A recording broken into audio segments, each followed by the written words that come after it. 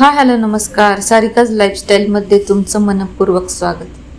बघा, प्रत्येक साधकाच्या मनात एक प्रश्न असतो, देहधारी गुरु का करावा, योग्य गुरु कसा ओळखावा, गुरुमंत्राचे महत्त्व काय आहे आणि शिष्याचे कर्तव्य काय असते. आजच्या व्हिडिओमध्ये आपण या सर्व विषयांवर शास्त्र आणि अध्यात्माच्या दृष्टीने माहिती जाणून घेणार आहोत. त्यामुळे हा व्हिडिओ शेवटपर्यंत पूर्ण नक्की पहा. आणि हो, तुम्ही व्हिडिओ बघताना चॅनलला एक लाईक, शेअर आणि सबस्क्राईब आठवणीने करा. चला तर आता आपण बघूया. तर बघा, देहधारी गुरु करायचा असेल तर काय करावे. अनेक जण विचारतात किंवा त्यांना माहिती नसतं, म्हणून त्यांना प्रश्न पडतात, आम्हाला एखाद्या देहधारी व्यक्तीला गुरु करायचे आहे, पण त्यांना कसे विचारावे.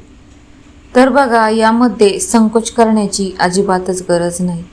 जर एखाद्या आध्यात्मिक व्यक्तीबद्दल तुमच्या मनात श्रद्धा, विश्वास आणि प्रेम निर्माण झाले असेल, तर त्यांच्या मार्गदर्शनामुळे तुमच्या जीवनात योग्य दिशा मिळत असेल, अडचणीच्या वेळी सर्वप्रथम त्यांचीच आठवण तुम्हाला येत असेल आणि त्यांच्याशी बोलल्यानंतर तुमच्या मनाला समाधान मिळत असेल, तर तुम्ही त्या व्यक्तीला श्रद्धेने गुरु करण्याची विनंती करू शकतात.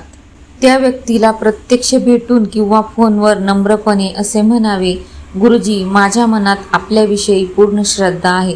मला आपल्याकडून गुरुमंत्र घ्यायचा आहे. कृपया मला आपला शिष्य म्हणून स्वीकारा व मला गुरुमंत्र द्या. जर त्या व्यक्तीच्या मनातही तुम्हाला शिष्य म्हणून स्वीकारायची भावना असेल, तर ते नक्कीच होकार देतील आणि योग्य वेळी तुम्हाला ठरवून तुम्हाला गुरुमंत्र देतील. तिथे देऊ ते शकतात. अनेक भक्त गुरूंसमोर नम्रतेने त्यांच्या चरणी नतमस्तक ठेवून पाया पडतात, डोळ्यात अश्रू आणून अशी प्रार्थना करतात, गुरुजी, मला आपल्या चरणी स्थान द्या. मला आपला शिष्य म्हणून स्वीकारा. माझे जीवन आपल्या मार्गदर्शनाखाली घडवा. असा समर्पणाचा भाव असेल तर गुरु शिष्य नाते अधिक दृढ होते. अशी अनेक परंपरांमध्ये श्रद्धा देखील आहे. बघा, गुरुपौर्णिमा हा गुरुमंत्र ग्रहण करण्यासाठी अत्यंत शुभ दिवस मानला जातो. त्या दिवशी गुरूंचे पाद्यपूजन करून त्यांच्या आशीर्वादाने गुरुमंत्र ग्रहण करणे ही पवित्र परंपरा आहे.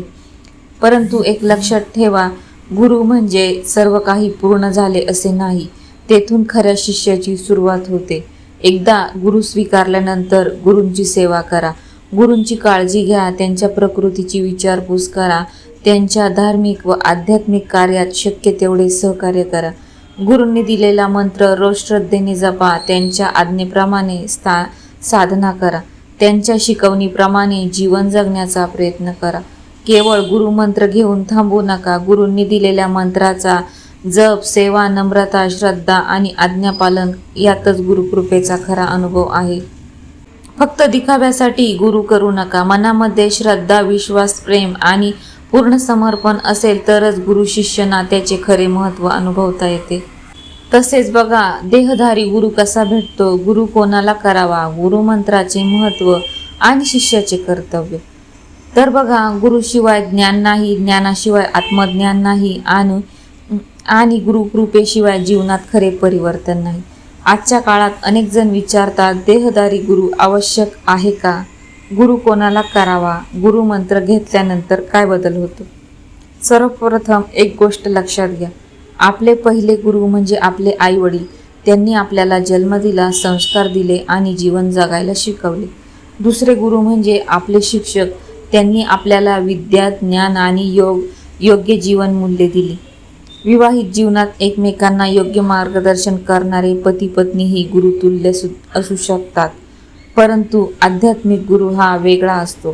तो आपल्याला ईश्वर प्राप्तीचा मार्ग, नामस्मरण, साधना, गुरुमंत्र आणि आत्मज्ञानाचा मार्ग दाखवतो. शास्त्रामध्ये सांगितले आहे, गुरु म्हणजे त्या अंधकाराचा नाश करणारा, अज्ञानाकडून ज्ञानाकडे नेणारा म्हणजे तोच गुरु. आता देहधारी गुरु कसा ओळखावा. आता माझ्या अनुभवातून तुम्हाला जर सांगायचं झालं तर बघा, जेव्हा आपण मोठ्या अडचणीत असतो, मनाने खचलेलो असतो आणि अशा वेळी ज्या व्यक्तींची आठवण सर्वप्रथम येते, ज्यांच्याशी बोलल्यानंतर मन शांत होते, योग्य मार्गदर्शन मिळते आणि आपल्या समस्यांना योग्य दिशा मिळते, अशा व्यक्तींना आपण श्रद्धेने आध्यात्मिक गुरु म्हणून स्वीकारू शकता. परंतु गुरु स्वीकारताना भावनेसोबत विवेकही आवश्यक आहे. गुरुचे आचरण शुद्ध आहे का, ते धर्म आणि शास्त्र जाणतात का, ते स्वतः साधना, जप, पूजा आणि सदाचार पाळतात का? त्यांच्या सहवासाने ईश्वर भक्ती वाढते का? हे सर्व पाहूनच गुरु स्वीकारावा. देहधारी गुरु कोण करू शकतो? तर बघा, देहधारी गुरु करण्यासाठी स्त्री किंवा पुरुष असा कोणताही भेदभाव नाही. वयाचीही कोणतीही अट नाही. पात्र, सदाचारी आणि आध्यात्मिक मार्गदर्शन करणारी व्यक्ती, स्त्री असो किंवा पुरुष, योग्य परंपरेतून गुरुमंत्र देण्यास पात्र असेल तर तिच्याकडून गुरुमंत्र ग्रहण केला जाऊ शकतो. सनातन परंपरेत अनेक ठिकाणी वेदशास्त्र, संध्यावंदन आणि धार्मिक आचारांचे पालन करणाऱ्या विद्वान ब्राह्मण गुरूंकडून दीक्षा घेण्याची परंपरा आहे. त्यामुळे आपल्या परिसरातील शास्त्रसंपन्न, सदाचारी आणि योग्य मार्गदर्शन करणारे ब्राह्मण गुरुजी असतील तर त्यांनाही आपण श्रद्धेने गुरु स्वीकारू शकता. गुरुमंत्राचे महत्त्व. देहधारी सद्गुरू जेव्हा आपल्या कानामध्ये गुरुमंत्र देतात, आपल्या प्रेमाने मस्तकावर कृपाहस्त ठेवतात, तेव्हा तो क्षण शिष्याच्या आध्यात्मिक जीवनातील नवीन सुरुवात मानली जाते. गुरुपौर्णिमा हा गुरुमंत्र ग्रहण करण्यासाठी अत्यंत शुभ दिवस मानला जातो. त्या दिवशी श्रद्धेने गुरूंचे पाद्यपूजन करून त्यांच्या चरणी मस्तक ठेवून गुरुमंत्र ग्रहण करणे ही पवित्र परंपरा आहे. गुरुमंत्र घेतल्यावर श्रद्धेने जपसाधना आणि गुरूंच्या आज्ञेचे पालन केल्यास अनेक साधकांना मनःशांती, आत्मविश्वास आणि जीवनात योग्य दिशा मिळाल्याचा अनुभव येतो. श्री गुरुचरित्रात गुरुभक्ती, गुरुसेवा आणि गुरु आज्ञापालन यांना अत्यंत श्रेष्ठ स्थान दिले आहे. गुरु सहज मिळत नाही. जेव्हा शिष्याची पात्रता तयार होते तेव्हा ईश्वर योग्य गुरूंची भेट घडवतो असे संत परंपरेत सांगितले जाते.